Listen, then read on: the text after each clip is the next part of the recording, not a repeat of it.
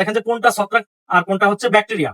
এটা বোঝার জন্য আপনি 3-4টা পাতা নিবেন, ধানের পাতা। এটা নেওয়ার পর অল্প একটু পানির মধ্যে ওইটাকে 1.5 থেকে 2 মিনিট পর্যন্ত ভিজিয়ে রাখার 2 মিনিট পরে এইভাবে করে ডলা দিবেন। যদি ডলা দেওয়ার পর ওই পানির কালার চেঞ্জ হয়ে যায় বা পানি একটু ভিজলা টাইপের হয় বা গন্ধ আসে, তাহলে হচ্ছে ব্যাকটেরিয়ার সমস্যা। আর যদি পানি একবারে চকচকা থাকে এবং পানিতে কোনো গন্ধ না আসে বা ভিজলা জাতীয় না আসে, তাহলে হচ্ছে ছত্রাক সমস্যা। তো আরো একটা উপায় আছে। যদি ধানের পাতা ধরে আপনি সূর্যের অপোজিটে দাঁড়িয়ে যদি ধানের পাতা সূর্যের দিকে ধরেন এবং ওইখান থেকে সূর্য ভেদ করে আপনাকে হচ্ছে আলোর রোশনি এনে দেয় চোখের মধ্যে, মানে আপনি সূর্য দেখতে পান বা সূর্যের আলো ওটা ভেদ করে চলে আসে, তাহলে হচ্ছে ব্যাকটেরিয়া সমস্যা।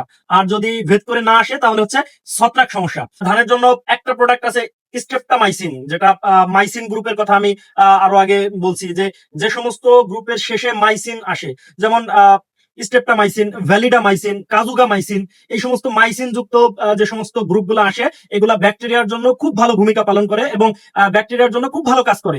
যদি আপনার গায়ে মানে হিউম্যান বডি, যেটা মানে মানুষের শরীরে যদি কোনো সময় দাঁত হয় কারো, মানে দাউদ বলি আমরা, এই দাউদ যদি আসে, তাহলে আপনি এই বিষয়টা উপলব্ধি করতে পারবেন যে দাউদের মধ্যে প্রচুর ব্যাকটেরিয়া থাকে। আর এই ব্যাকটেরিয়া থেকে, এই ছত্রাক থেকে দিনে দিনে ছড়ায়। মলমটাও নিতে হয়, প্লাস হচ্ছে সেরে ওঠার জন্য ওষুধটাও খেতে হয়।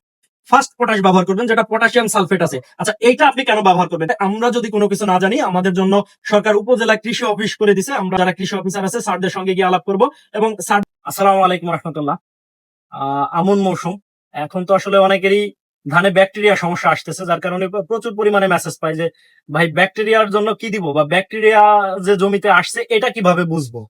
তো আমার যতটুকু ধারণা আছে আমি এইটুকু হচ্ছে শেয়ার করতে পারি। বাকি এর বাইরে যাদের আরো বেশি ধারণা আছে বা যারা এই সম্পর্কে আরো পাণ্ডিত্য অর্জন করছেন, তারা সবাই একটু কমেন্ট করবেন, যাতে যারা না জানে তারা যেন জানতে পারে বিষয়টা। তো প্রথমত, ব্যাকটেরিয়া সমস্যা হোক বা ছত্রাক সমস্যা হোক, তো মোটামুটি ধান লাল হয়েই হচ্ছে সূচনা আসে। মানে যখন ধান লাল হয়, তখন আমরা বুঝতে পারি যে কোনো না কোনো সমস্যা হয়েছে বা রোগাক্রান্ত হয়েছে।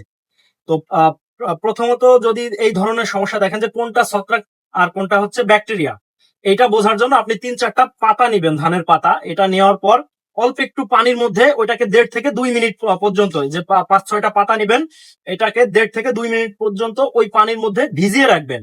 আচ্ছা, ভিজিয়ে রাখার 2 মিনিট পরে এইভাবে করে ডলা দিবেন। যদি ডলা দেওয়ার পর ওই পানির কালার চেঞ্জ হয়ে যায় বা পানি একটু ভিজলা টাইপের হয় বা গন্ধ আসে, তাহলে হচ্ছে ব্যাকটেরিয়ার সমস্যা, মানে ব্যাকটেরিয়াল লিফ ব্লাইট যেটা বলি আমরা, এই ব্যাকটেরিয়ার সমস্যা।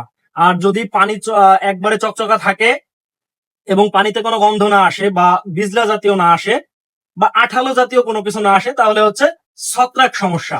তো এটা বোঝার জন্য একেবারে ইজি একটা উপায়। তো আরো একটা উপায় আছে। যদি ধানের পাতা ধরে আপনি সূর্যের অপোজিটে দাঁড়িয়ে যদি ধানের পাতা সূর্যের দিকে ধরেন এবং ওইখান থেকে সূর্য ভেদ করে আপনাকে হচ্ছে আলোর রোশনি এনে দেয় চোখের মধ্যে, মানে আপনি সূর্য দেখতে পান বা সূর্যের আলো ওটা ভেদ করে চলে আসে, তাহলে হচ্ছে ব্যাকটেরিয়া সমস্যা।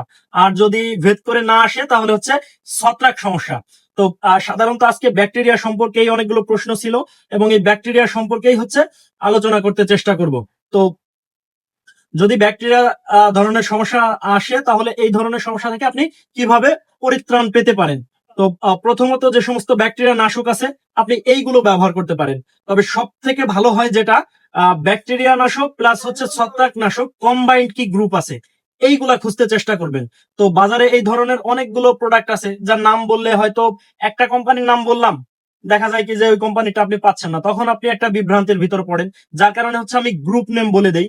তো আপনি যদি এই পয়েন্টটুকু লক্ষ্য করতে পারেন, যে বিশেষ করে ধানের জন্য একটা প্রোডাক্ট আছে স্ট্রেপ্টামাইসিন, যেটা মাইসিন গ্রুপের কথা আমি আরো আগে বলছি, যে সমস্ত গ্রুপের শেষে মাইসিন আসে, যেমন স্ট্রেপ্টামাইসিন, ভ্যালিডামাইসিন, কাজুগামাইসিন, এই সমস্ত মাইসিন যুক্ত যে সমস্ত গ্রুপগুলো আসে, এগুলা ব্যাকটেরিয়ার জন্য খুব ভালো ভূমিকা পালন করে এবং ব্যাকটেরিয়ার জন্য খুব ভালো কাজ করে। তো পাশাপাশি কম্বিনেশন যে গ্রুপ আছে, যেমন হেক্সাকোনাজল হইতে পারে বা সিপ্রোকোনাজল হইতে পারে। তো এই যে যেই কম্বিনেশন গ্রুপ আছে, বিশেষ করে ব্যাকটেরিয়া প্লাস হচ্ছে ছত্রাক জনিত সমস্যা আসে, যেমন আহ, একটা গ্রুপ আমরা সবসময় ব্যাকটেরিয়ার জন্য ব্যবহার করি, বিশেষ করে বিসমাথিওজল।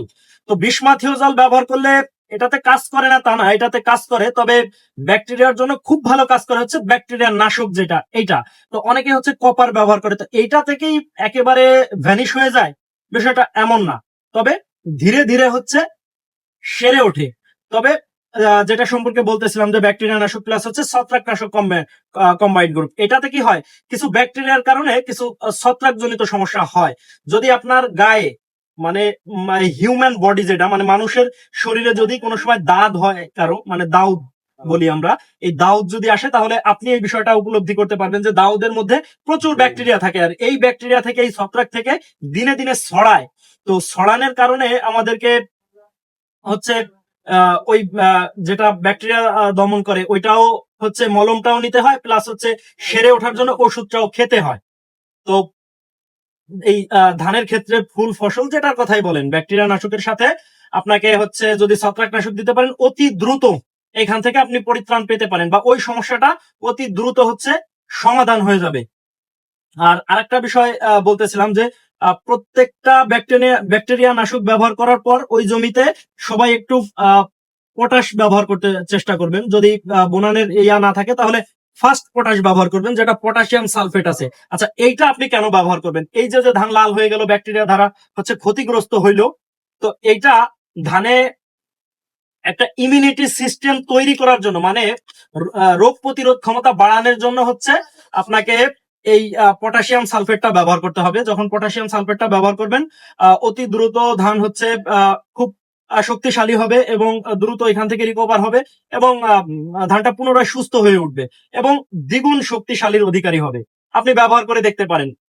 আমার ভিডিও যারা দেখেন প্রত্যেকে অনেক অনেক ধন্যবাদ, তবে যারা কমেন্ট করেন প্রত্যেকের থেকে হচ্ছে কি আমি কিছু শিখতে পারি বা আমি কিছু নিতে পারি। আপনাদের কমেন্ট গুলো আমার ক্ষেত্রে খুবই গুরুত্বপূর্ণ এবং আমি গুরুত্বের সাথে দেখি। দেখেন, শেখার কোনো বয়স নেই, আমি সব সময় আপনাদের কাছ থেকে শিখি, প্লাস হচ্ছে একটু ধারণা যতটুকু আছে এইটুকু হচ্ছে আহ দিতে চেষ্টা করি বা ফুটাই তুলতে চেষ্টা করি। এর সবচেয়ে যেটা ইম্পর্টেন্ট বিষয়, আমরা যদি কোনো কিছু না জানি আমাদের জন্য সরকার উপজেলা কৃষি অফিস করে দিছে। আমরা উপজেলা কৃষি অফিসে সম্মানিত স্যার যারা কৃষি অফিসার আছে স্যারদের সঙ্গে গিয়ে আলাপ করব এবং স্যারদেরকে সবকিছু বুঝিয়ে বলবো এবং স্যাররা যেই ইনস্ট্রাকশন দেবে এটা আমরা ফলো করতে চেষ্টা করব।